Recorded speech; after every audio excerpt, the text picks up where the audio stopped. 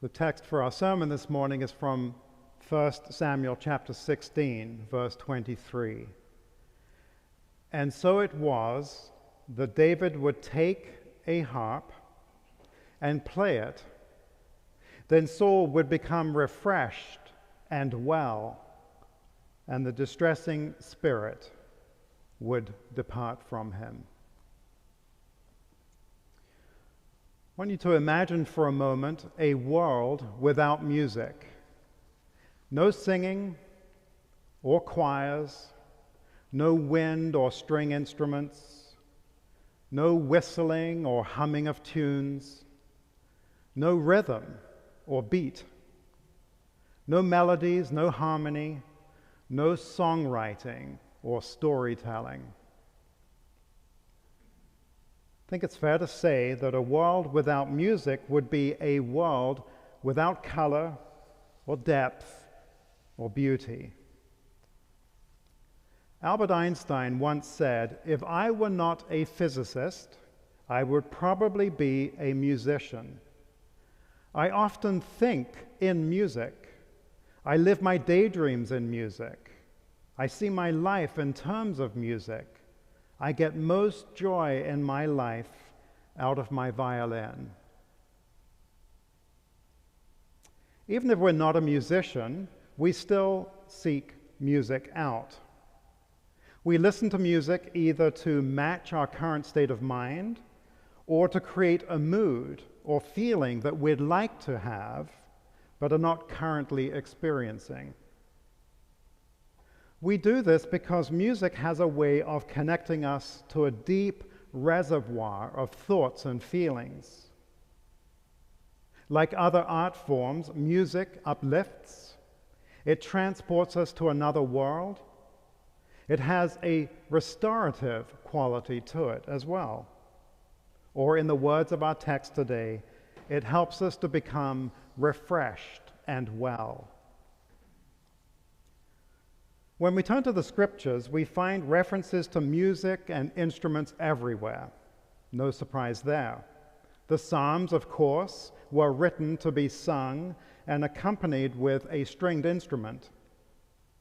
Specific instruments are mentioned by name: cymbals, bells, trumpets, tambourines, harps, flutes, and of course, singing. "O come, let us sing to the Lord.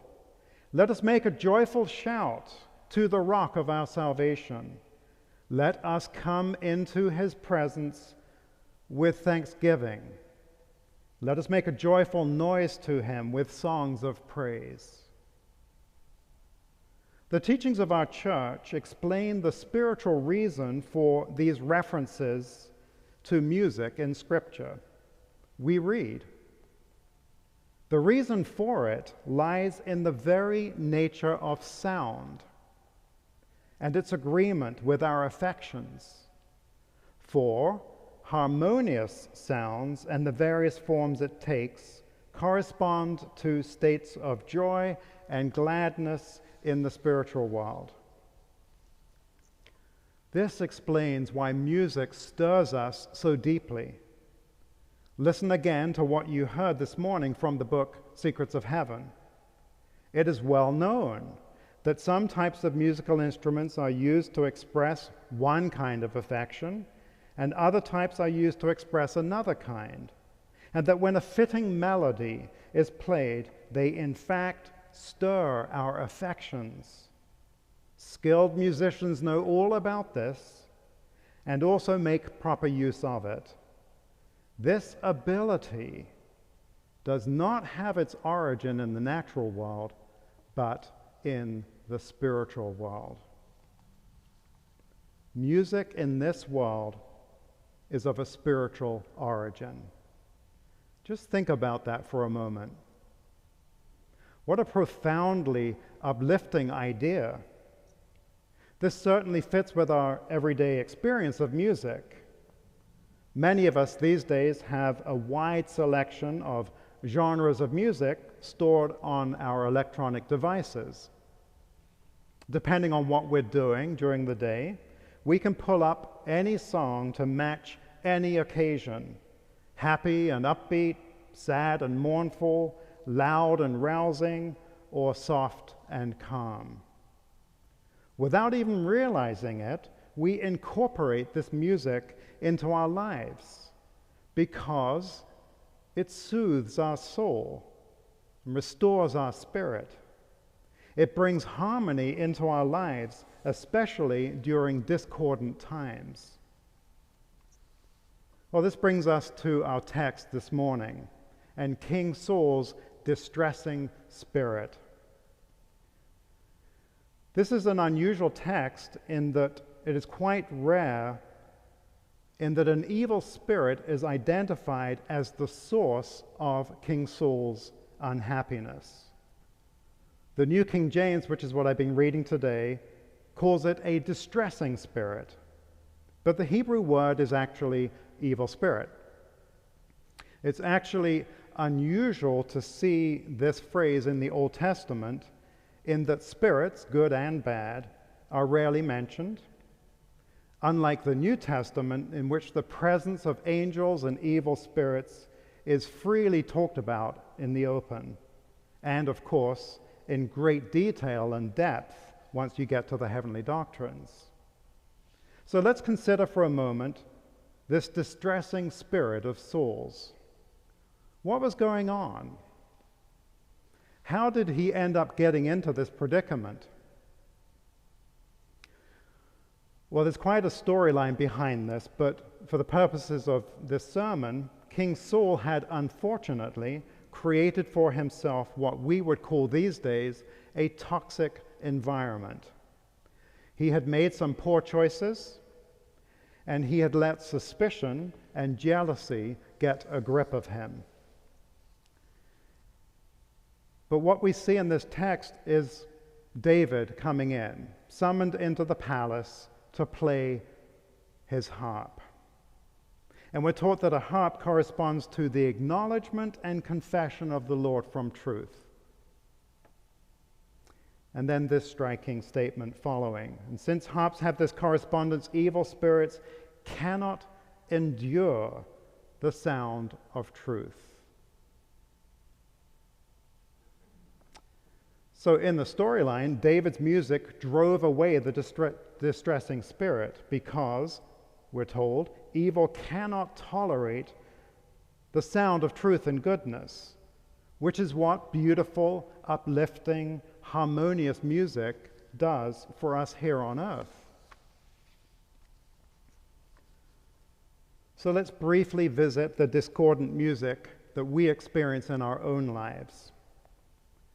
It's interesting that we really don't wake up in the morning looking for discord. We don't seek it out, but it certainly finds us.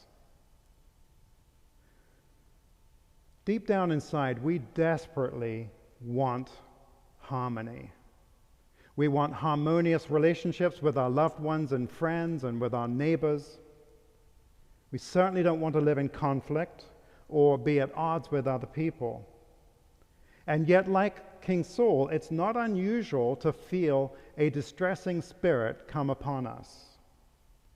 Now, it's true, sometimes like Saul, we make poor choices and invite a negative sphere into our lives. And when this happens, we must simply take responsibility for what we did and deal with it accordingly.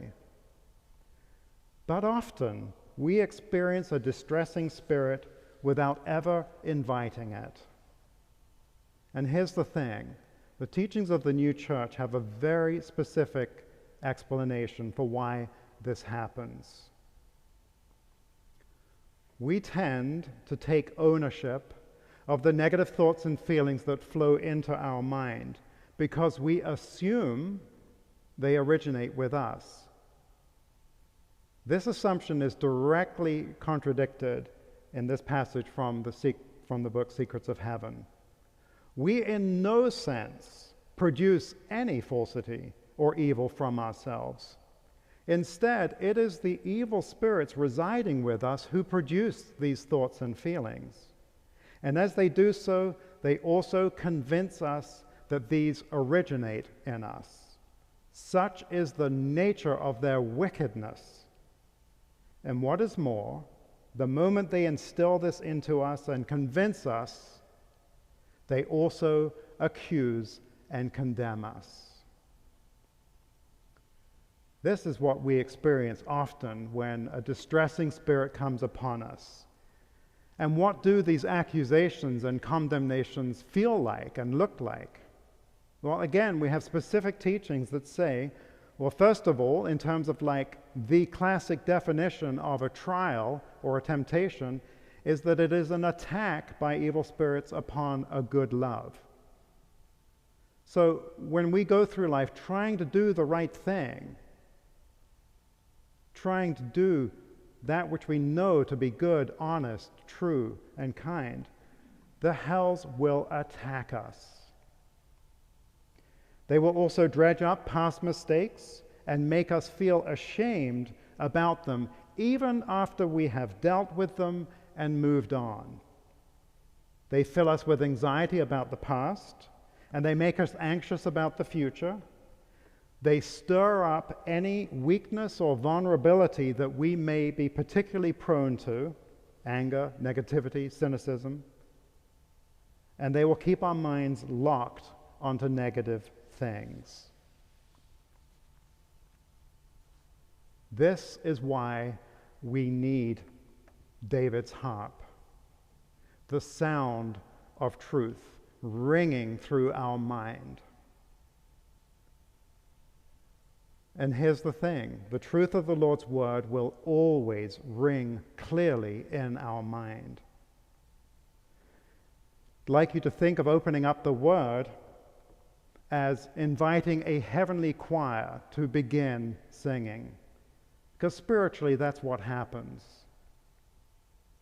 So in response to all of the accusatory and condemnatory rhetoric of the hells that cause distressing spirits to come upon us, the Lord has this to say. It's a simple truth. We are not responsible for all of the ugly thoughts and feelings which flow into us. We are only responsible for what we end up freely choosing to say and do. Like David's harp, this should be music to our ears. In recent years, there have been a number of popular books, like Proof of Heaven and Heaven is for Real, that recount the near-death experiences of people who underwent some type of physical trauma that triggered temporary, quote-unquote, clinical death, which in turn allowed them to witness the beginnings of their transition from this world to the next. I mentioned some of these in a sermon a couple of weeks ago. Many of these near-death experiences mention the sound of music. I'd like to read one example. Don Piper, in his book 90 Minutes in Heaven, said, "Music was the single most vivid memory I have of my entire heavenly experience. I call it music, but it differed from anything I had ever heard or ever expect to hear on earth. It was the most beautiful and pleasant sound I have ever heard. I felt awestruck, wanting only to listen. I felt as if the heavenly concert permeated every part of my being. None of the hymns that filled the air were about sacrifice or death. I heard no sad songs." The teachings of the new church, of course, confirm this phenomenon and expand on it, calling the music there indescribably beautiful and exquisite, beyond description. Speaks of angelic choirs filling the air in the morning in different heavenly societies. And the wording is, it infuses itself into the very soul of the listeners. So I think the invitation here is that we can think of music in all of its forms as an expression of truth, an expression of the Lord's reality, the Lord's truth. We can think of music as a direct expression of the grand themes of life and death, of peace and conflict, of struggle and victory. And the message here is that the Lord's truth has a harmonizing effect on our whole being if we can open ourselves up to it. Let's go back to that wording, refreshed and well. So we've learned today that a world without music really would be dull and lifeless. And that the Lord's truth and goodness finds expression through music because music is of a spiritual, not a natural origin. And that a truly uplifting piece of music, like other art forms, gets its inspiration from the spiritual world. So when we sing or play an instrument or listen to a beautiful piece of music, heavenly affections are stirred in us. We are touched by the harmonious sounds of joy and gladness. And our worries and concerns melt into the background for a while. And like Saul, we become refreshed and well. These days, a common refrain spoken at dinner parties and family events is that we're living in a deeply divided society, politically and otherwise, and that a solution to what ails us doesn't seem to be close at hand. If a musical score were to be written to represent today's climate, it would likely be discordant, maybe grating, and probably not very uplifting. However, we can do our part by trying our best to live in harmony with the Lord and our neighbor. We can do this by placing ourselves in harmony with the teachings of the Word. We can sing a new song or whistle a new tune. We can sing a new song by doing our jobs sincerely, justly, and faithfully, by asking the Lord to help us fight that bad habit we see in ourselves that is causing conflict and discord. And we can do it by modeling the golden rule and by going the extra mile, by turning the other cheek. And in this way, we can do our small part of bringing harmony to a discordant world. So, O come, let us sing to the Lord. Let us make a joyful shout to the rock of our salvation. Let us come into his presence with thanksgiving. Let us make a joyful shout to him with songs of praise. Amen.